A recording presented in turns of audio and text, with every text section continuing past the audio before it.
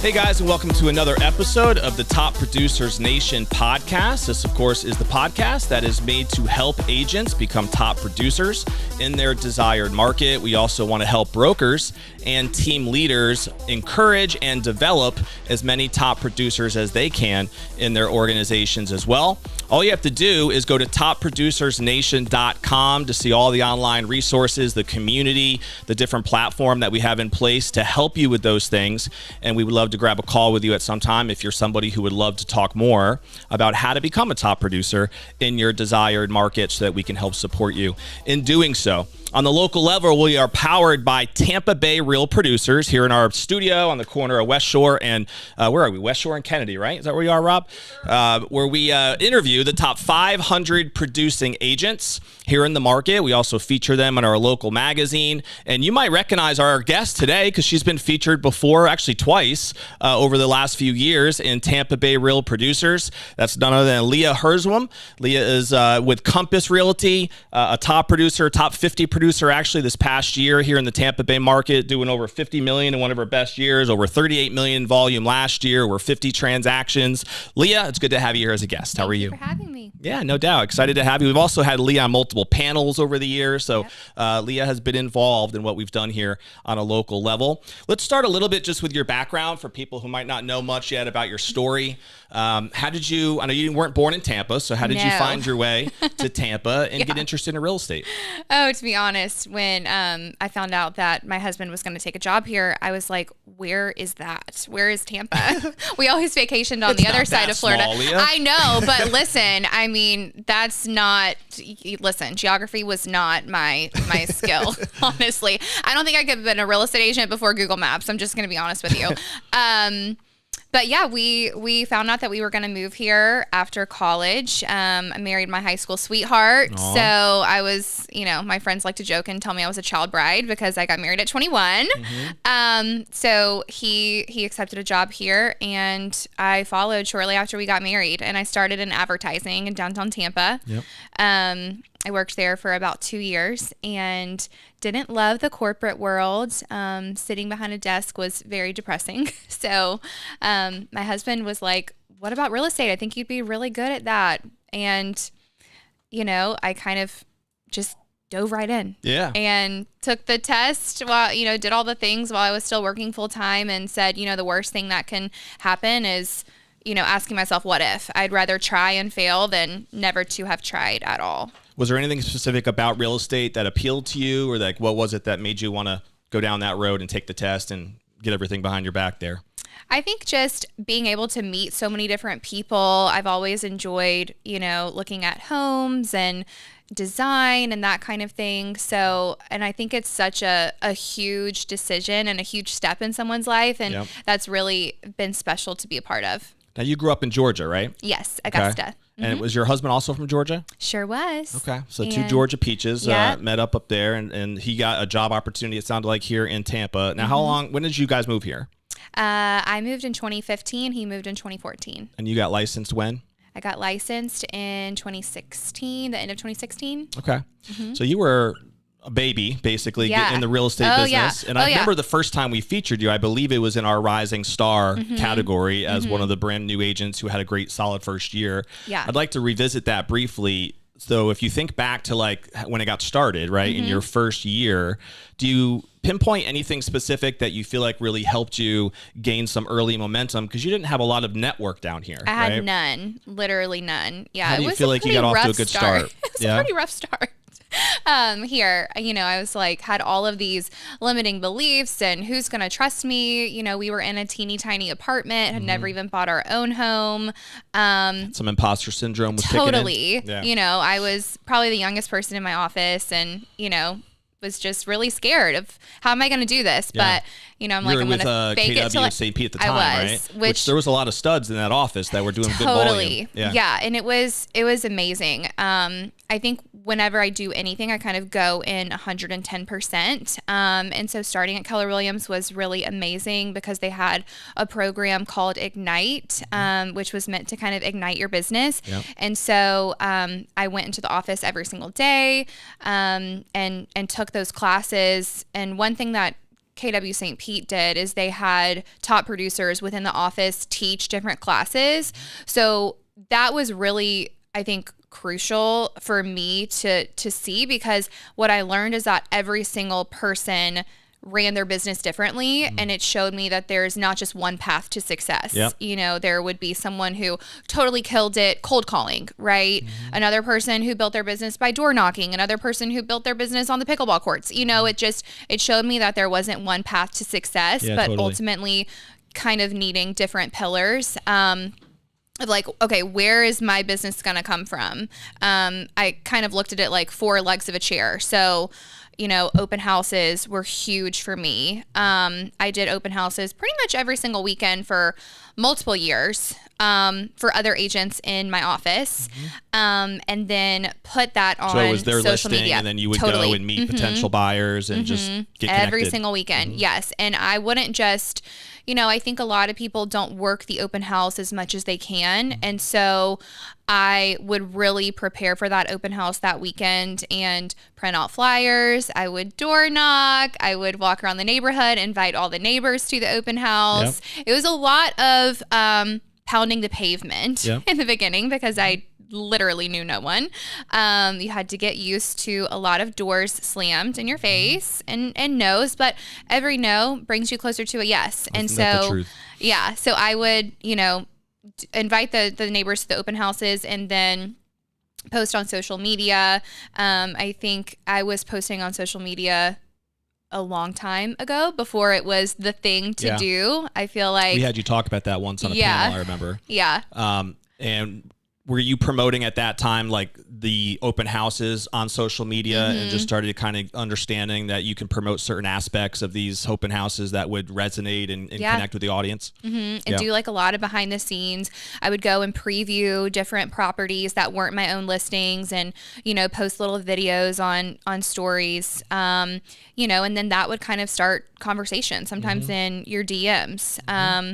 And honestly, sometimes it's the appearance of it, right? Like a lot of my friends in Georgia are like, you're crushing it, like thinking that these were my listings. And I'm like, well, not my listings. But But it's smart though. And it's funny how more agents don't adopt that similar philosophy, because it seems like such a smart thing to do is borrow somebody else's credibility if you don't have your own yet, and you start to earn the right when you do have your own clients. And that doesn't necessarily happen for most people right away, especially if they're in a new market. Totally. Like you said. So it's a very smart approach. So you didn't necessarily come into this like investing heavily in leads or looking for ways to be able to fund the business. You were organically growing it and taking it slow, I guess, at first.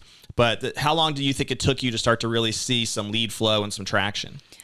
Really a lot sooner than I thought, to be honest with you. I didn't have the funds in the beginning. I do think that there's truth, and sometimes you have to spend money to make money. I do believe that. But I know there might be people listening that were in my position where I didn't have the funds really, Sure. To do that. I actually, when I quit my full-time job, I joined care.com and I signed up to babysit as well, just to have some kind of income coming in. Yeah. So I was doing that like 2 to 3 That's times a a week. KW nonprofit. No. Okay. This was literally just like care.com to like gotcha. babysit children. Doesn't KW have something? Is it KW Yes, KW Cares. Okay. Yes. No, this was not that. This was literally like, how am I going to bring in a couple $100, a week? So I did that thinking like, okay, I'll have this as my safety net. I'm probably going to have to babysit on the side, for a couple years. And I ended up only doing that for about 6 months, really, Nice. and had to quit that because, the business really happened quicker than I anticipated from the open houses. What year we first featured you as a rising I think star? it was after my first year. 22 or 23. Does that sound right? Maybe it was earlier. It was before COVID. Yeah, it was earlier, wasn't it? Because we launched in 19. I think it was like so. I think it was Like honestly 20? very, very shortly The year after before, you yeah. launched. Because I ended And up you had selling done over 10 million, I believe, that Yeah. year, that full year. my first full year in the business. I sold 24 homes and was rookie of the year. Now, granted, those 24 homes only equated to 4.2 million, so it wasn't Sure. a big sales volume by any stretch of the imagination. But Yeah. I also think that speaks volumes. I mean, even who I am now, like I never want someone to be like, oh, you might not want to work with me because Right. we don't have a big budget. It's like, listen, no, I want to work with you because how can we help you? Yeah. Right? Like, I'm going to treat you the same if you're buying a $150,000 condo or $1 million home. Yep. So my first 3 transactions were like 37,000, 40,000, and 45,000. I mean, didn't even equal the average sales price. At that time was around 200,000, which we know the average sale price in That's Pinellas changed. County has changed a lot. So, I worked really, really, really hard, to make not that much commission. Honestly, they were really tiny deals, but I just hustled. Do you remember if you've worked with those same buyers since? Have you? I'm sure you've had multiple people where you've One helped of them with those I numerous homes had. now. One of those I did. Yeah. Two of those 3 that I'm referring to were listings. So they moved out of state. But one of them, it was a condo, and I ended up selling it years later and helping them get something else. Yeah. Do you still get most of your business just from social media, organic content, or has that evolved and there's other strategies now that have taken over bigger percentages of the lead flow? Honestly, I would say over 90% of our business is going to come from past client referrals Nice. or repeat clients, ultimately. Okay. We do get some agent-to-agent referrals as well, and I think those stem from other agents, who have followed me over the years, connecting via social media. But the majority of our business comes from our clients. Very cool. Yeah, I That's think if you're awesome. not tapping into that, what are you doing? Yeah, I mean, that's the business I think most agents want. It's just a matter of, are they patient enough to actually allow things to evolve and consistent enough with their content as you've been to be able to create a brand that looks attractive enough that people can see themselves wanting to work with you, right? Yeah, or And you've done a treating great them job of so that. well that they can't imagine working with anyone else, giving Yeah. them a great experience. And granted, Well, especially when you get to 90% of repeat business, that obviously means they had a great experience with you Totally. that first time. Yeah. and sometimes, listen, there's so much out of our control in this business and in each transaction. So, I used to stress about that so much and get worked up. And it's like, I'm not a magician. I can't change the I can't change Yeah. what it is, right? But I can control what I can control, and do our best to give a good experience. Totally. So yeah, I think that that's very, very important. And I think it's not your client's job to remember that you're in real estate. It's your job to gently remind them, but also just stay in touch and, be invested in what's going on in their lives. And, Yeah. We've talked about this on the show before, how there's been studies done on this where if you ask somebody who's worked with a realtor, would you work with this same realtor again? Most of the time, the answer is yes. Well over 60% of the time, the answer is, yeah, I had a pretty good experience. I would work with that agent again. But then in reality, when that time comes for most people, whatever that is, 3 to 6 years later, less than 10% actually do, right? And it's really because of what you just touched on. I don't think it's that they're lying up front. It's just that the agent doesn't have a good program or system in place to actually stay in touch with them for those 3 to 6 year windows. Is there anything you feel like that you have put into place that has really helped you with maintaining that client touch points and having that loyalty? I think if I remember correctly, we have talked in the past. Do you do like client appreciation parties and stuff? Is that a thing, or am I wrong about that? I have done them in the past. It's been a couple years since I have done an actual event. I think it's gotten challenging for me. I think when you build a database that's so large, it kind of gets like, it can get a little how am I overwhelming. gonna like systemize this? There's now hundreds of people in there. Because I feel like we, in the beginning when it's like, all right, you have 48 clients or past clients to stay in touch with, that's still a lot, but you can kind of break it down. Yeah. But now that we're in the hundreds range, you really do we've had to systemize it because it's just too much. Sure. So, we send out a mailer every single month to all of our past clients. It's different content every single month. We try to put something of value in there. Sometimes we feature recent listings. It's just staying top of mind. Yep. And then every single year on their home anniversary, if someone's purchased a home with us, we've partnered with a local bakery, and they do these really cute cookies with our logo, and we have a card in there, and so those are mailed out. That's cool. So we kind of have that down to a science, and kind of a Google spreadsheet of these are all the people who bought in June, and then we get that list over to her, and she sends out these boxes. So they get a small token, and then obviously we're following up to via text, our phone call, can you believe it's been 6 years or whatnot? And sometimes that's a good conversation starter. Absolutely. So I'd say those are the two, really the two things that we do consistently. And then most of my past clients who are on social media, we connect with, and I do try to be, intentional if I see someone has had a baby or a death in the family or anything like that, to just send a card or reach out. Be a resource.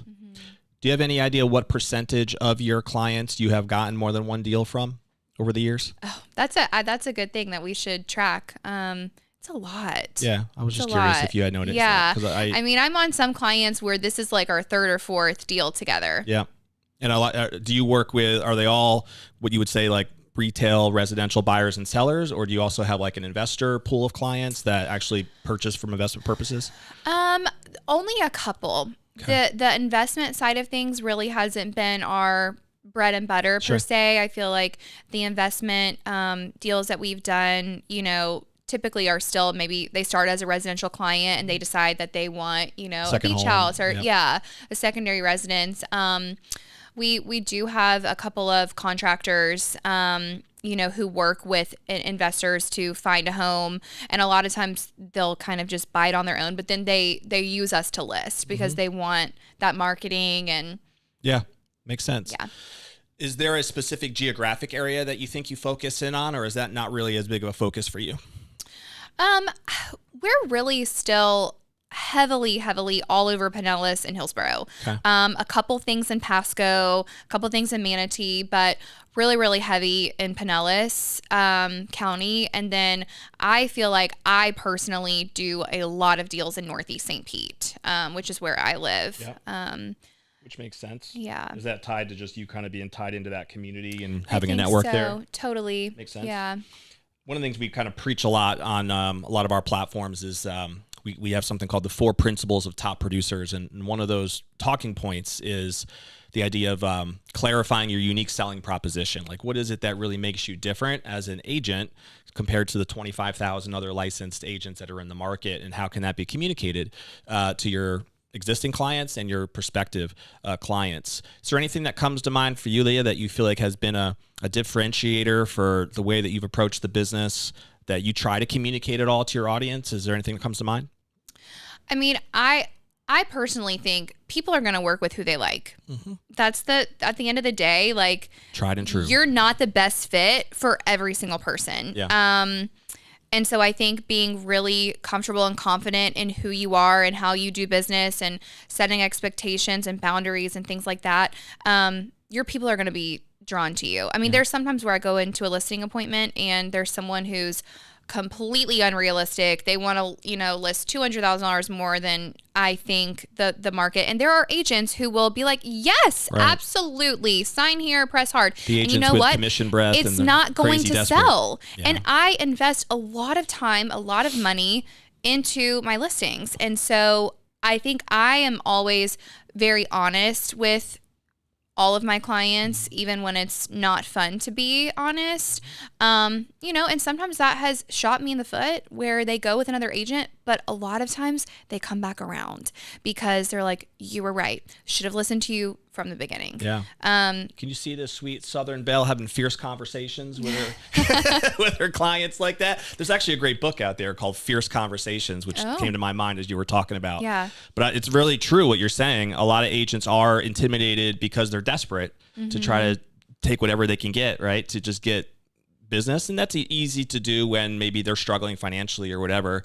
But if you really want to position yourself to serve the client at the highest level, which I know you do, you have to be honest with them and tell them you're the professional. You're the one who's supposed to know and be the true consultant. And you need to do your research before meeting with them. If they know the comps better than you do, that's a problem. Yeah. Coming really prepared, and selling what do we need to do, to sell your home for the most amount of money in the least amount of time. Totally. And not being afraid to have those difficult conversations because, and they respect you for it. Yeah. Is most of your business listings now? Is it pretty split between buyers and sellers? I would say it's about 60-40. Listings and side? buyers. Okay. Do you have a buyer's agent on your team or do you work with both? I work with both. I would say Amanda, she works with the majority of our buyers. But Amanda's your buyer's agent?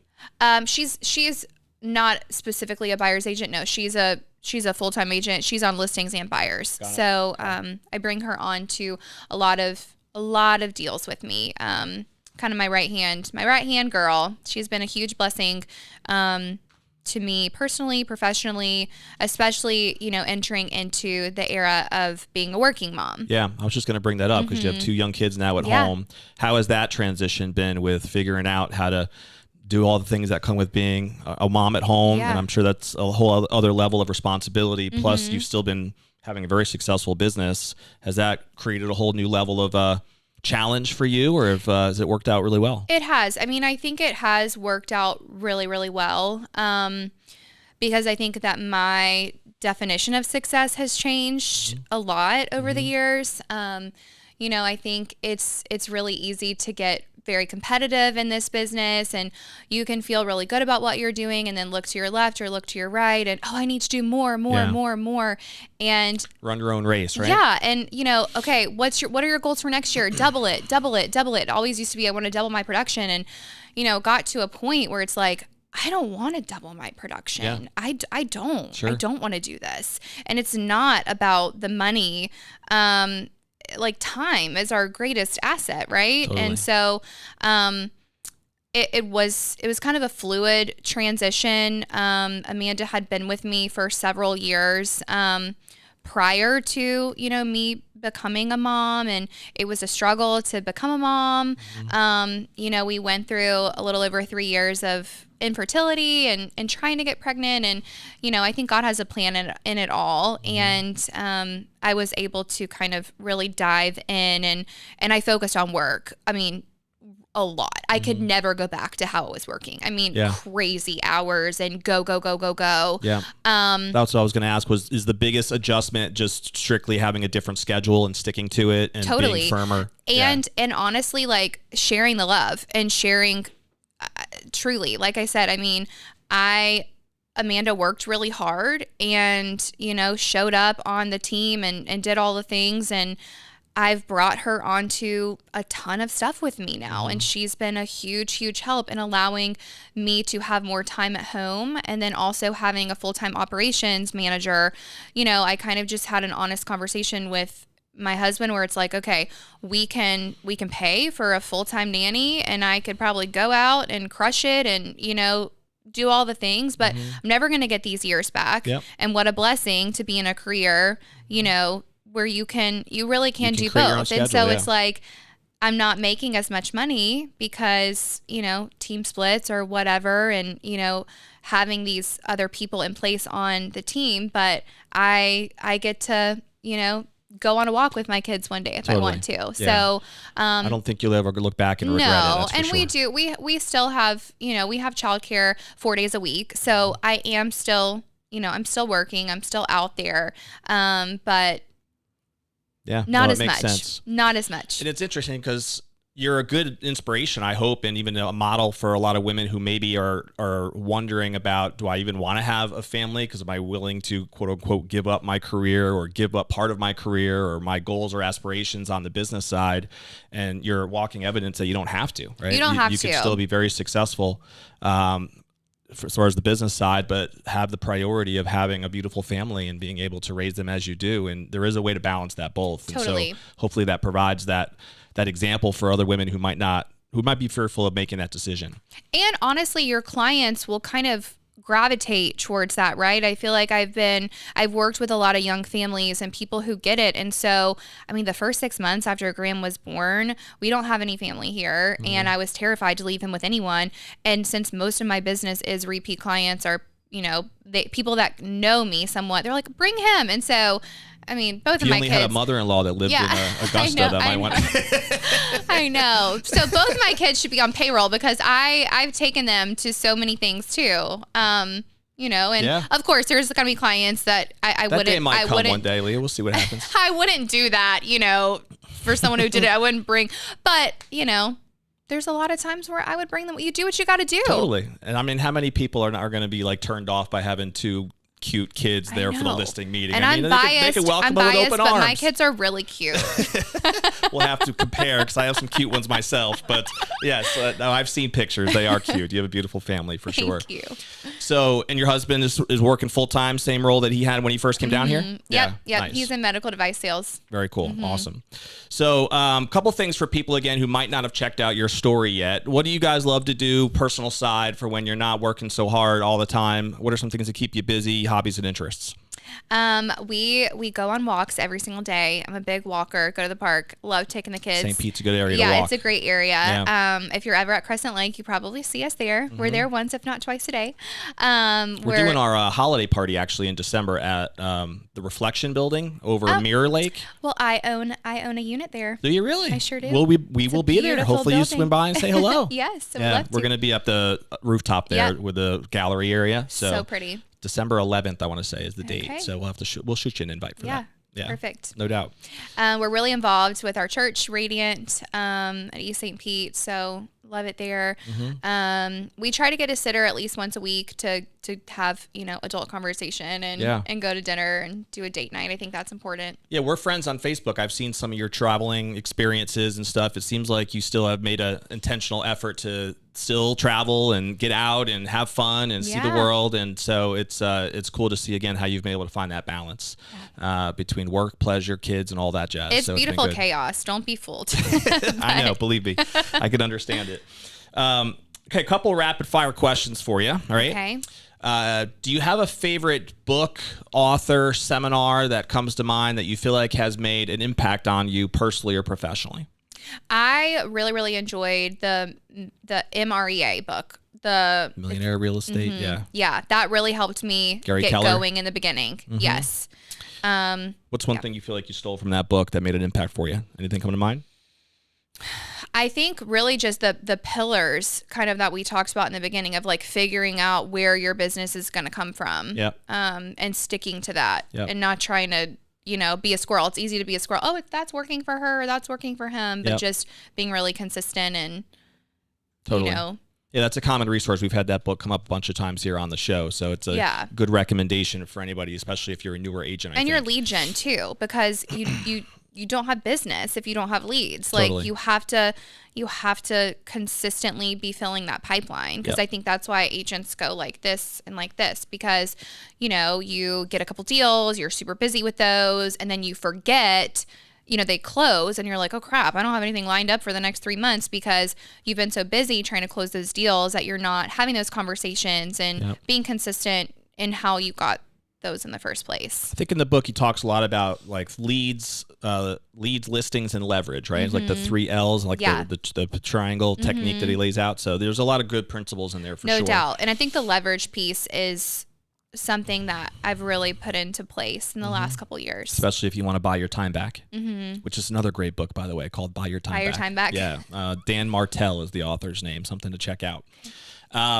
Do you have a favorite movie or TV show? Oh Lord, I love Bravo. I am a freaking Real Housewives snob. I can tell you anything you want to know. You have time for that? That's amazing. It's kind of background noise, like as I'm laying in bed on my heating pad after carrying my 40-pound toddler around. I love a Bravo moment. Got it. Husband hates it. Absolutely hates it. Tells me I'm killing my brain cells by watching it. But well, that's why we don't watch it. But it's okay. You deserve a little time to kill your brain cells if you choose to in a healthy way. What about favorite place to travel other than Augusta, Georgia? I know. We love going back and visiting our fam. I'm sure you've been to the Masters before, right? Yes, sir. Yes. Eat, sleep, breathe, golf. It's funny you mentioned that. I was just watching. Have you heard of this thing called the Internet Invitational? The Barstool. So, have you heard of this, Rob? So I was I got hooked in over the last couple of days, YouTube channel. And do you know who Dave Portnoy is? The guy who created Barstool Sports? Yes. So he created a golf tournament, calls it the Internet Invitational. And he just invited kind of everyday internet creation content creators. And he put up $1 million. And they just went out. It was a tournament. It was like all this kind of fun drafting that they did. Oh, cool. And then it's actually all over the internet, so you can check it out if you're interested. But as a golf fan, I think you'd have some fun with it. It's pretty entertaining to watch because these guys, most of them are comedians, and so they're kind of really going at each other. And it's just hilarious to watch them go at it. Most of them are bad golfers. Usually when you watch real golfers, they're just so good, it almost loses some of its value for people like me. But when you watch kind of everyday guys out there hacking it out, it's a totally different story, you know? Yeah. So worth a shot. Funny. Since you brought up golf, I probably did first, but yes, it's worth checking it out. So what was my question before again? Favorite place that we've ever traveled? Yes. I would probably say we've only been to Europe once, but I would love to go back. I don't know if that's in the cards with little ones. Sure. But we did Positano and the Amalfi Coast, and that's probably my favorite place I've ever been. The food was so amazing. You just feel like you're in a storybook. It was so beautiful. That's neat. Yeah, I was thinking the same thing, but with the R6, it makes it even more challenging. I mean, travel to Europe any day now. We'll see. Yeah. One of these days we'll make it out there again. My wife and I used to go before we had the 6 kids, but that seems like a different world ago. Yeah. My bucket list, the next trip that I want to go on is I want to go to Cabo. It's gorgeous. I've been there. You've been 3 there? times, yeah. I kind of feel like it gives the feel, you see people on the boat, it kind of gives that European feel with that famous rock, whatever, right there. I haven't been to a lot of the European beaches, so I probably couldn't relate entirely. I stayed in a hotel that was right in front of that famous rock, and I had the room where you can have the doors wide open, the waves are just crashing. It was a cool experience. Nice. Yeah. And it felt kind of like a Caribbean beach spot to me. That's a little closer to home. Yeah, I feel more comfortable. Easier flight for sure. No doubt. Makes sense. All right, couple of last questions.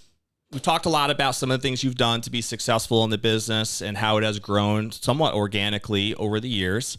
When you look forward into where this is evolving for you in the years to come, what do you get most excited about when you think about the rest of this year, 2026, even a longer term perspective if you have one? What are some thoughts that come to mind that you get excited about? That's a good question. Every day is so different. I think every transaction is different. It's exciting, to know like the clients that I've gotten to know and kind of know their goals and where they want to be. And it's really rewarding when you are able to help someone, move on up, right? Sell their first house, see the equity that they've built, help them take that step forward. That gets me really excited. Nice. So just getting more to that couple hundred client list that you have right now, then figuring out how to serve them at a different level, right? Yes. Yeah. Yes. One of the things we had mentioned before is these frameworks we've put together called the 4 principles of top producers. And the 4th one on the list is utilizing marketing automation in a way so that you can enjoy the lifestyle that you worked so hard to create, right, in the first place. One of the common things I've seen with top producers sometimes is they get their client base grows and they get so overwhelmed because of that, that they almost can't enjoy the lifestyle that they now can afford. But they're so caught up with the workload, it's hard to find that balance for many people. And you seem like you're doing a great job of keeping that head on your shoulders and figuring out that balance. But a lot of people struggle with that. So figuring out what tools to be able to tap into and leveraging, that could be the next challenge that could come for the years to come. Definitely. Yeah, which you've already started tapping into. Automation is great. Yeah, when it's done properly. Totally. It also can be somewhat cheesy if it's just thrown together, but there's so many great tools out there now that could really play a role in helping out. So that does make sense. If someone did want to pick your brain a little bit more, Leah, to talk about your open house backgrounds and how you got rolling and started. If you don't follow her, by the way, on social media, she's a great follow on social media. You can see some of the things she does. I think Instagram is your biggest platform for like the real estate side. Am I correct about that? Yeah. Probably. Following Leah on IG would be a great tip. But what's the best way for someone to connect with you if they wanted to? Yes, my Instagram handle is @Herzwurm_homes. Must have really loved him. I went from 3 letters to Herzwurm. So that is HERZWURM. And you can also, I'm easy. You can call me, text me. My direct cell is 706-910-9909. I'm never giving up that Augusta area code.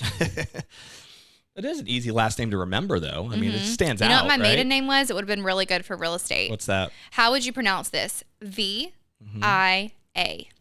Via. It was Vi, but I was called Leah Via my whole life. Leah Via. Right? Yeah, that does Put have that a on nice a billboard. Yes. Good. It sounds like a content creator, doesn't Yeah. it? Remember the rhyme in the grade school rhyme? When What's jingle that? bells go walking, the first one does the talking. I didn't go to that school. Don?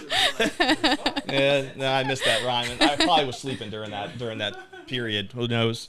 All right, last question for you, Leah. This is what I call the legacy question. So we already talked a little bit last question about the future and kind of a shorter term focus of goals in business. But I want you to think about hopefully many, many years from now when you're sitting on that rocking chair and you're thinking back as to what you would want your legacy to be and what you'd want to be most remembered for personally or professionally. What are some thoughts that come to mind that would be most important to you? I think like your character is so important. You know, I think people will obviously forget the things that you say, but they're not going to forget how you made them feel. And so I hope to be remembered for that as someone who truly cared about other people and, you know, showed God's love through, you know, the happy times, the hard times. That's what I would like to be remembered for. Amen. You're making Rob cry over there. Look, he's snuffling already. Leah, it was great to have you here. Thank you for having me. It's been great to see the success you've had over the years. I've been a fan since we first met a couple of years ago, and it seems like things are just very exciting with obviously personal side with your family and obviously on the business side. So don't be a stranger. You're always invited to all of our events. Hopefully you're still getting those invites because we send them all the time. But let's end with a challenge to the audience the way that we always do, which is to take action on at least one thing that you might have heard Leah mention today that can help propel you forward personally or professionally. We're big fans that if you're going to take the time to listen to this, whether it's live on our YouTube channel or if you're on any of the other podcast platforms that you happen to be on, if you don't take action on the actual step you took of listening to this episode, you tend to lose a lot of the value that you can gain from taking the time to watch or listen.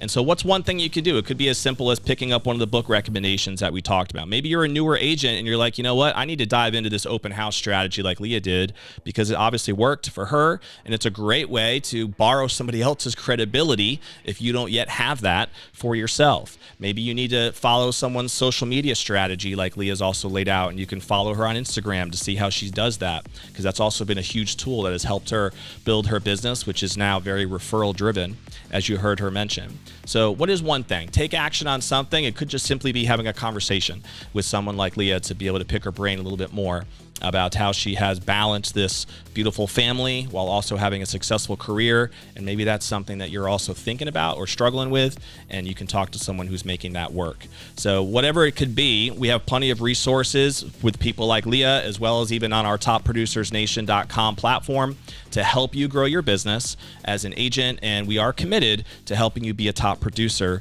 in whatever market that you're out there. If you don't already subscribe, by the way, to our podcast, just click the little button below That way you'll be notified every time we drop a new episode, which is weekly. And we drop these on our YouTube channel as well as all throughout the many different podcast platforms that are out there. So click that button, check us out online, and if you'd like to book a call where we can dig in a little bit deeper to your goals, to what you're currently experiencing, and where you would want to go, we would love to be able to do that with the discovery call option we have, and we can dive into how to be able to help you be a top producer in your desired market. We'll see you on the next episode of the Top Producers Nation podcast. We'll see you later.